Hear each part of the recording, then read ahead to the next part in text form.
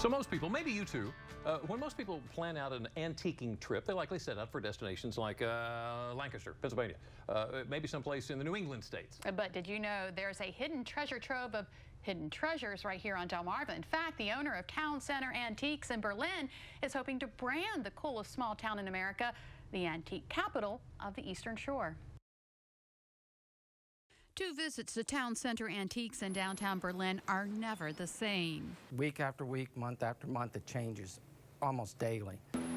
And between Town Center Antiques, Pitt Street Antiques, and Uptown Antiques, there are more than 300 booths managed by individual sellers in downtown Berlin. It's like a community. There's all kinds of people in all walks of life that have booths here, and they just love it. They love presenting these old antiques or treasures or gifts or jewelry or whatever they have. Bill Outen says this community of buyers has an endless stretch from where they are able to find their treasures. They travel near and far. They go to auctions all over the country. Sometimes Pennsylvania's a big place. There's a lot of auctions up there. The Amish country. There's auctions all around here. But there's not only auctions, there's yard sales, there's grandmom's attic. People, pass on, and there's a lot of treasures to be had, and they get rid of it or display it in here to be bought up by other people. And when you walk into any of the three antique malls, prepare to be taken back in time. The treasures that are new and old, like young people can come in here and see things their parents had when they were growing up, even though they're 15, 16, they still have memories of things in the past. But the same thing, happens with older people like me or anybody. You see things in here that came from our childhood. So it's like really, really cool. I call it a buying museum, actually. In fact, some of the old is actually new again. Right now, it's records and jewelry. Who would have thought that records would have made a comeback? But they are definitely making a comeback for a while anyway. Bill says other items that are attracting young people are fishing gear and old Barbie dolls. And while any item can hold sentimental value to someone, there's a lot of items here that hold monetary value. We have had some really nice pieces, furniture, really nice pieces, high-value furniture. We've had toys that are actually, you would never believe the value that was in them, or coins.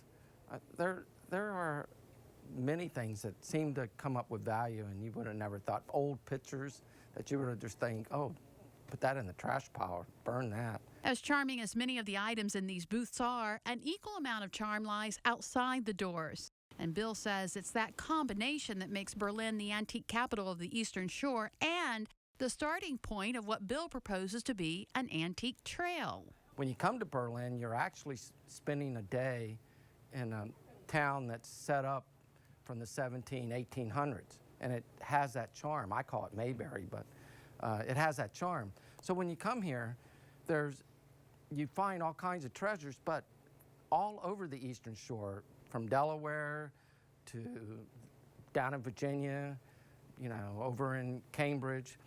If you're staying in Ocean City or in these parts, you would come to Berlin, treasure hunt for a little bit, and then map out a trail to go elsewhere. Go down to Pocomoke, or go down to Accomack or Chincoteague, or up to Millsboro, or wherever. And for people who come to the Eastern Shore to enjoy the beach, Bill says antiquing in Berlin is a perfect rainy day activity. We double, triple, quadruple our sales on a rainy day, especially if it starts in the morning and it just kind of drizzles into the afternoon. Oh yeah, we love it. Bill says those visitors usually limit their purchases to smaller trinkets, but that other vacationers make the trip to the antique malls as equally important as their time in the sand and on the boards. Now they're combining that coming to the beach with going out on the Eastern Shore and finding these treasures. It's actually becoming an antique thing. And for some of the bigger treasure hunters, that's a good thing, because a stop here is not a run in and run out kind of thing. You want to give yourself time to hunt. I work here year after year. I don't see it all. I have to take time and actually walk through and see what's going on. So yeah, you have to give yourself time. Time well spent for those who like taking that step back into time. And Jimmy, we had so much fun exploring through those antique shops. Yeah. It seemed like every time I turned a corner, a new memory turned up. And one thing in specific that I saw that just tugged at my heart, they had those, I don't know if you remember them, but they were aluminum drinking cups, and they were in different colors, like Right. blue, red, gold. And my grandmother had those, and instantly I could taste the RC Cola Really? that she would Oh, serve my in them. goodness. And that's what's neat about going to these kind of shops. Did you is- get them?